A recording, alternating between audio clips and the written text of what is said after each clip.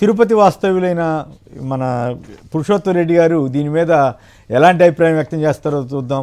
ఎందుకంటే ఆయన మరి శాస్త్ర విజ్ఞానానికి ఉన్న దీని ప్రకారం ఎర్రచందనం చెట్టుకి దాంట్లో ఉండే రసాయన పదార్థాలు కారణం, అందుకే ఎర్రగా ఉంటుందని శాంటైన్ అనేటువంటి ఒక ఎరుపు రంగు రసాయన పదార్థం ఉంటుందని శాస్త్రం చెబుతాం, సైంటిఫిక్గా ఉన్నటువంటి విషయం. కానీ ఒక ముఖ్యమంత్రి గారు, ఒక ఉప ముఖ్యమంత్రి గారు, ఒక మంత్రి గారు అయినటువంటి శ్రీ పవన్ కళ్యాణ్ గారు ఈ రకమైన ప్రచారం చేయటం ఎంతవరకు మంచిదా కాదా, ఆయన చెప్పేది వాస్తవమేనా, దాన్ని జనం నమ్మాలా లేక సైన్స్ని నమ్మాలా, ఇలాంటి ఇది మూఢనమ్మకం కింద వస్తుందా, వాస్తవంగానే జనం నమ్మాలా?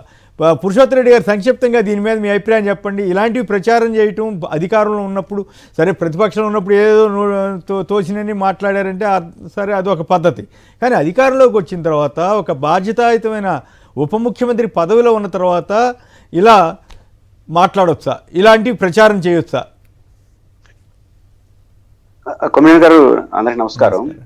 అంటే సైంటిఫిక్ జోలికి వెళ్ళట్లా, నేను వారు చెప్పినటువంటి నమ్మకాల జోలికే వెళ్తున్నాను. నమ్మకాలు ఏంటంటే, మహావిష్ణువు భూలోకానికి వచ్చి వారి కర్తవ్యాన్ని నిర్వర్తించే క్రమంలో వారి హామీ మేరకు తిరుమలలో పుట్టలో ఉంటారు. ఆ పుట్టలోకి ఒక గోవు రెగ్యులర్గా వెళ్ళి వాళ్ళ ఆకలి తీరుస్తూ ఉంటుంది. దీన్ని గమనించినటువంటి ఆ గోవు యజమాని ఇది కావాలనే చేస్తుందని చెప్పి మాట వేసుకొని కొడతాడు. కొట్టినప్పుడు మహావిష్ణువు బయటకు వస్తాడు. అప్పుడు ఆయనకి గాయం అవుతుంది.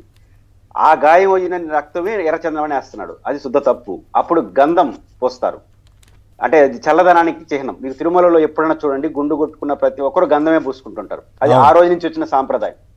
కాబట్టి ఇది జరిగింది. అంటే మన నమ్మకాల గురించి మాట్లాడుతుంది, నేను సైన్స్ గురించి మాట్లాడట్లేదు.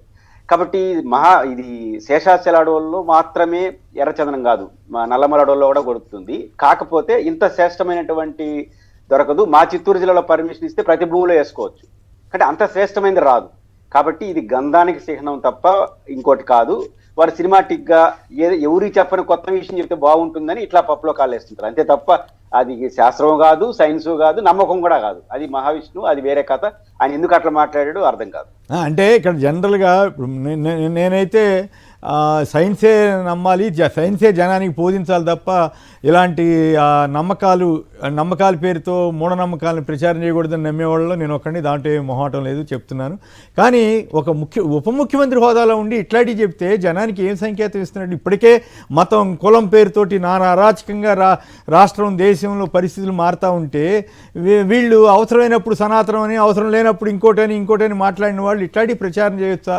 అది బాధ్యత అవుతుందా అన్నదే నా బాధ. ప్రచారం సైన్స్ ప్రకారం రాంగు, సాంప్రదాయం ప్రకారం కూడా అసత్యం. అది మీరు కొత్త విషయం చెప్పారు. సాంప్రదాయం కూడా కాదు, అది సమస్య.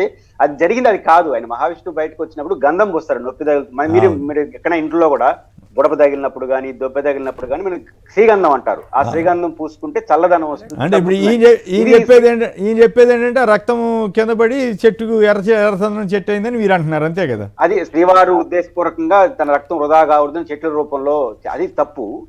శాస్త్రం తప్పు, నమ్మకాలు తప్పు, రెండూ కాదు. అది ఆయన చెప్పిందని రెండూ కాదు. ఆయన కొత్తగా ఎవరు చెప్పని విషయం చెప్దామని చెప్పినట్టున్నాడు, అది రివర్స్ అయింది.